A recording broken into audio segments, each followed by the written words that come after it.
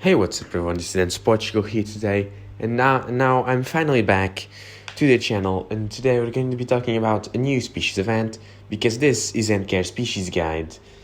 Today we're going to be taking a look at Tetramorium bicarinatum, or more correctly said by my buddy Google Translator Jeff, Tetramorium bicarinatum.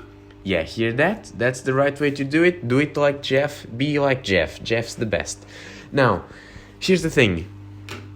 I've been away a couple of months already, so I don't really know how to do this again properly. So let's start by the names. So Tetramorium bicarinatum is called like that, and that's the scientific name of this ant species. And they are also known as pavement ants. Almost all Tetramorium are known as pavement ants, so you should not really find them by looking for the common name. So try to use the scientific name if you're looking for these species of Tetramorium in specific. But if you're just looking to keep an ant that is similar to this, almost every species of Tetramorium will be very similar to Tetramorium bicarinatum and will have the same care needs, behavior, just a little bit changed due to where they live in the world, because Tetramorium is very widespread. Okay, now let's take a look at some sizes, right? So the queen is 6 to 8 millimeters, while the workers are like from 2 to 5 millimeters, right? They're not a very big ant. They're basically a little bit smaller than Myrmica rubra. I literally have two small colonies of both Myrmica rubra and Tetramorium bicarinatum. They have roughly the same amount of workers, so it's very easy to tell the difference and how much more red and how a little bit bigger Myrmica rubra is. Now I say they're similar because they're not just similar in size, they're similar in some other aspects. For example, their shape. They're shaped very similarly to Myrmica, okay? They're shaped very similarly to a common European stinging ant, alright? They have very sharp edges, very sharp body, and they look a little bit tough for their size, and they definitely look threatening. They look menacing, alright? Now, the queen is almost exactly the same as the workers. She's just a little bit more to the black side of on the color scale, and she is a little bit bigger, and she has a little bit of a bigger gaster and an enlarged thorax. But she almost looks the same, and especially when they're inside a test tube, it's very hard to tell them apart unless your queen is exceptionally big, which mine isn't. I don't know what's up with that, but it seems Tetramorium queens can vary a lot in size for some reason. Okay, so now let's talk about colony size. This colony can get to a common small thousands of ants, it can easily and steadily grow until the 1-2 thousands, right? So everything above that will depend very, very heavily on conditions and how they're treated, right? In captivity, they can absolutely reach 10,000, not more than that, but 10,000 is theoretically achievable. It's just very hard to maintain a constant and steady climate and nutrition for them to maintain such big numbers, and such big numbers are a big escape hazard. So if you can have an healthy colony of about 2,000, which is already a lot of ants and is already absolutely amazing to watch, why go bigger? All right? Okay. Now, let's talk about some nutrition, right? So this is where they start to vary from Myrmica rubra. They need a big quantity of protein, right? Myrmica rubra is heavily focused on protein, and Tetramorium is a very versatile species of ant. Though they need a lot of protein, they are very good eaters, I'd say. They eat everything from sugars to protein to seeds. Even they do eat seeds. They cannot live off seeds like harvester ants can, but they do take seeds in as a supplement for their diet, right? So you can feed them seeds, you can feed them honeydew because they will milk aphids.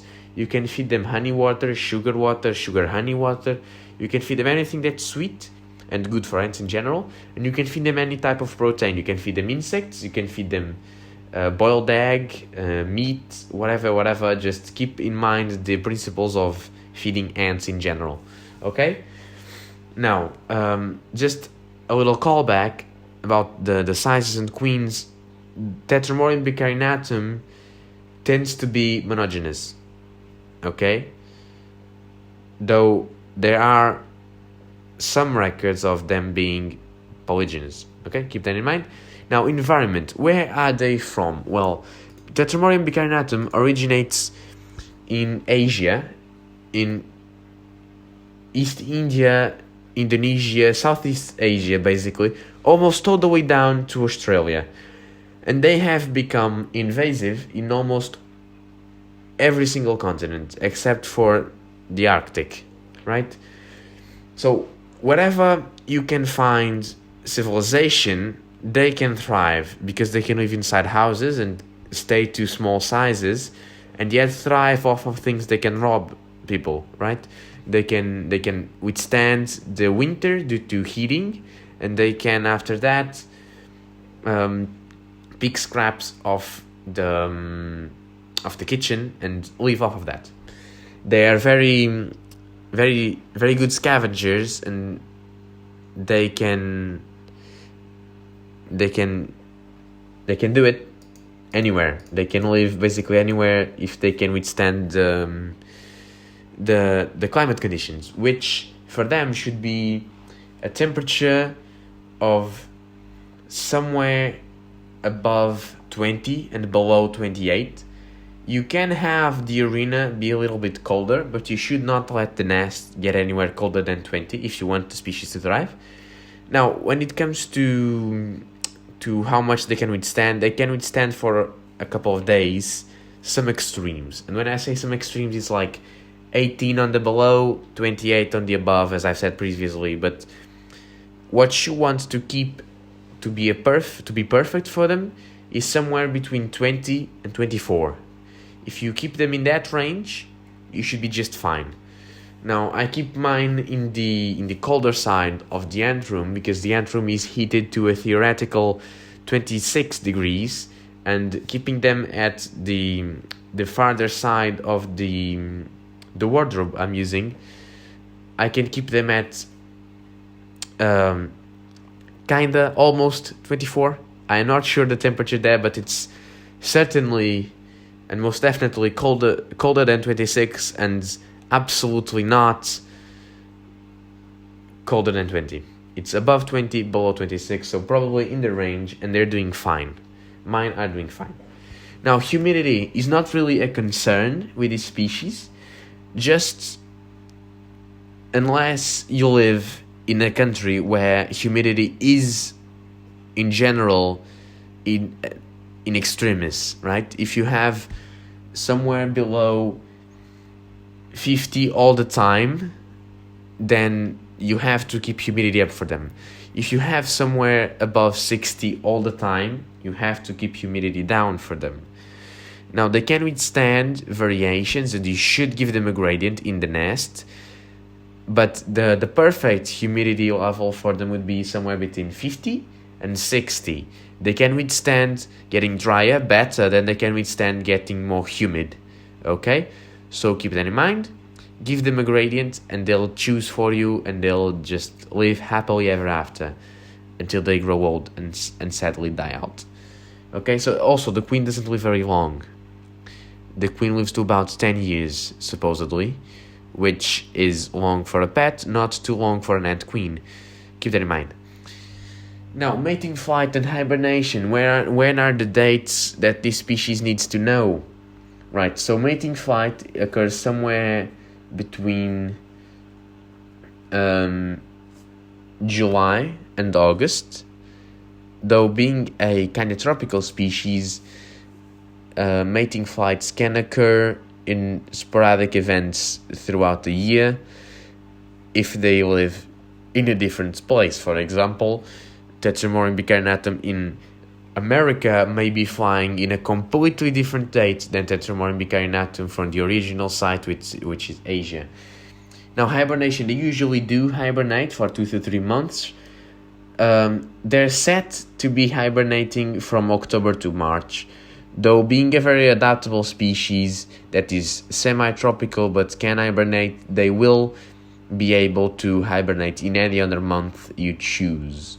Okay, so if you have your winter in any other time of the year, you should be fine with Tetramorium bicarinatum. Now, this species is great.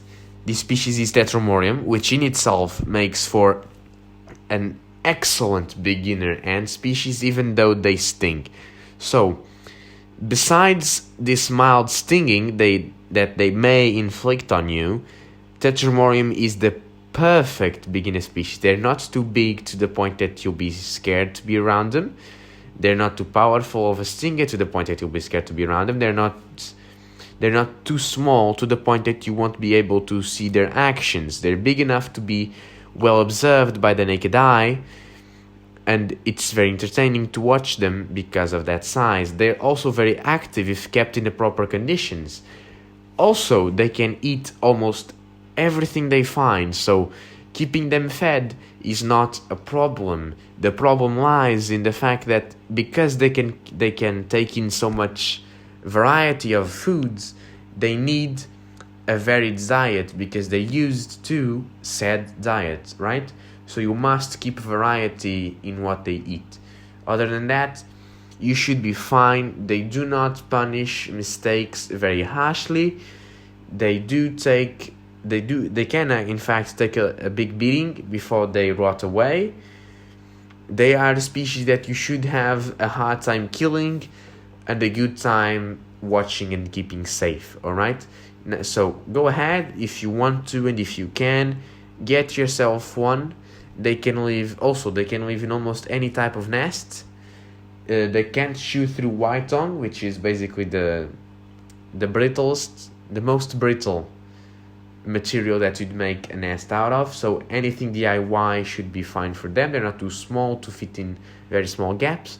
They're not too big to be able to climb a lot of stuff, though they are, in fact, great climbers. So I would advise to keep your barrier, your PTFE or baby powder or Vaseline oil, whatever you want to do, barrier, upside down. If you keep it upside down, there's no way they're getting out. If you keep them in vertical, they might get past it quite easily. So as long as you keep these little recommendations in mind, you should have the best or one of the best ant experiences with Tetramorium bicarinatum. So that's all of it. I hope you've enjoyed, and for everyone who listens to the end, I'm very thankful. So subscribe, like, leave a comment, and share this video with someone you think would like to get or to know how to take care of Tetramorium bicarinatum, or any Tetramoriums for that matter, because they're almost the same. Also, if you're watching till the end, you're probably interested not just in the information I provide in this ant care species guide, you're also interested in my channel. So I have a question for you, which would be, would you like to see a type of video which I will name Ant Class or something along those lines, in where I'll just explain and give a sort of a lesson in one concept behind ant keeping, like for example ant life cycles or ant nutrition or hibernation. Well, hibernation, I've done a video on that, but something a little bit more detailed and more well prepared, and maybe with a blackboard or something, so that I can explain everything quite well. Now, that's all I have for today. I hope you've liked it, so see you later, and I'm out.